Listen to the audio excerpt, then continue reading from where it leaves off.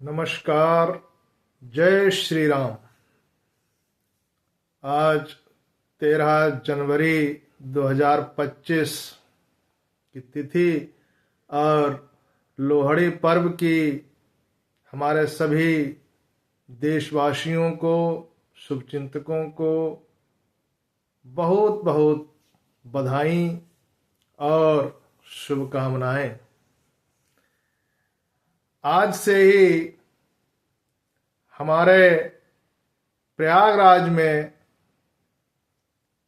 दिव्य और भव्य महाकुंभ का प्रारंभ भी हो रहा है। इस कुंभ के शुभ अवसर पर, जो कि लगभग 1 माह से अधिक चलता है, जिसमें हमारे देश विदेश से सनातन प्रेमी साधु संत, तपस्वी, मनीषी, ऋषि मुनि एक स्थान पर एकत्र होकर सनातन की उन्नति और सनातन के विकास पर चिंतन मनन करते हैं और वो ऐसी योजनाएं बनाते हैं कि जिससे पूरे विश्व में सनातन का जो केसरिया ध्वज है वो फहराता रहे। इसी महाकुंभ के अवसर पर कुछ अपने विचारों को मैं आप सभी के समक्ष रखना चाहता हूं। जैसा कि सभी लोग जानते हैं कि ये जो महाकुंभ का अवसर होता है, इसमें हमारे सभी सनातन के लोग पवित्र संगम के तट पर रहकर के कल्पवास करते हैं और साधना में लीन रहते हैं। इस साधना के साथ साथ मैं चाहता हूं कि आज जो हमारे सनातन धर्म पर चारों ओर से विकट एक संकट आ रहा है,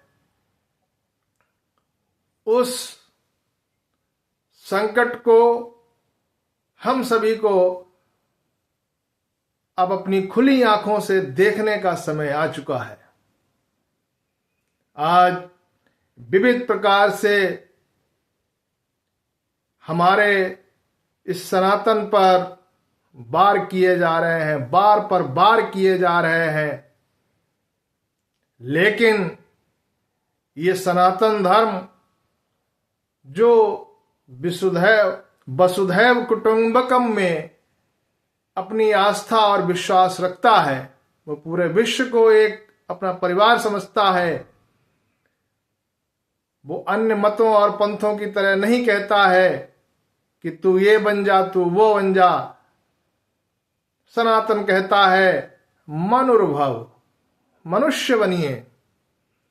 तो आज हम सभी को अपने समाज में व्याप्त जो जातिगत भेदभाव है, उस जातिगत भेदभाव को जिस प्रकार से हम इस महाकुंभ के अवसर पर भूल जाते हैं, उसी प्रकार से हमको महाकुंभ से पूर्व और महाकुंभ से पश्चात भी इस जातिगत भेदभाव को हमेशा के लिए भुला देना चाहिए।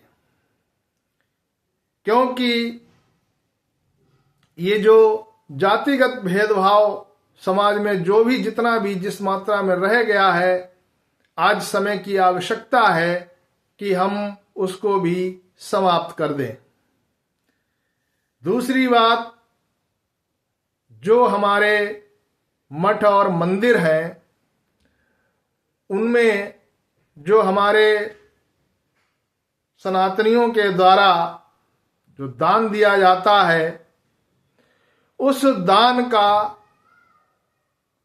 विभाजन 40-30-30 के हिसाब से कर दिया जाए तो मैं समझता हूं कि उसका अधिक सदुपयोग हो पाएगा।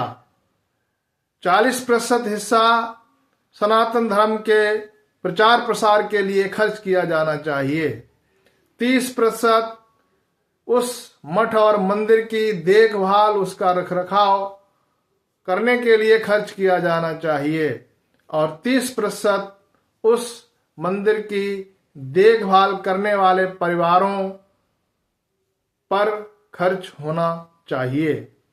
इस प्रकार से हम पूरे विश्व में अपने सनातन का विस्तार कर सकते हैं, क्योंकि आज के समय में हमारा जो सनातन धर्म है वो संकुचित होता जा रहा है, सिकुड़ रहा है।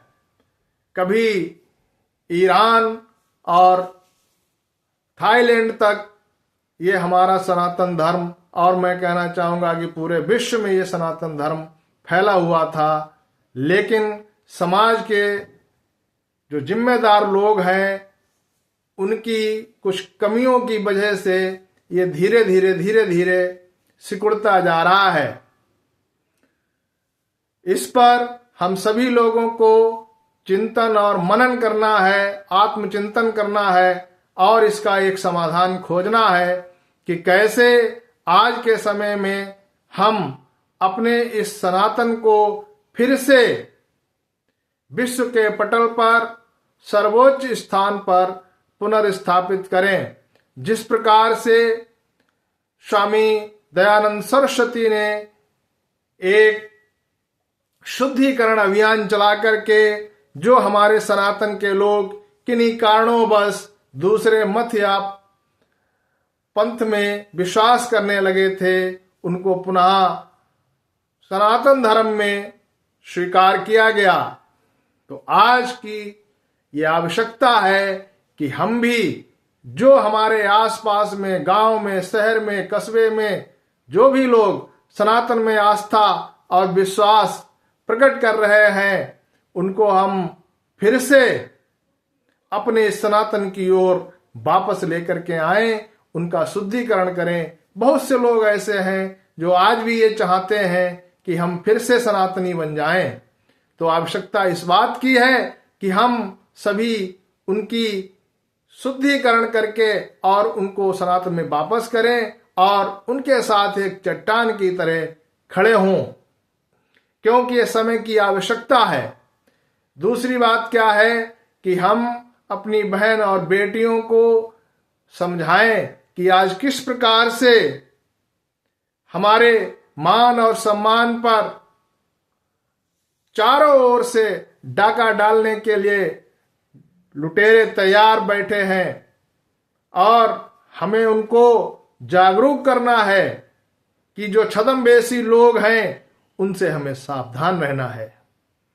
इस प्रकार से हम चारों ओर अपने सनातन को फैलाएं, सनातन का प्रचार प्रसार करें। सभी सनातनी भाई बहन हमारे अपने हैं, हमें उन सभी से प्रेम करना चाहिए और उन सभी के साथ में समन्वय बना करके हमें अपनी सनातन की पताका को फहराना चाहिए।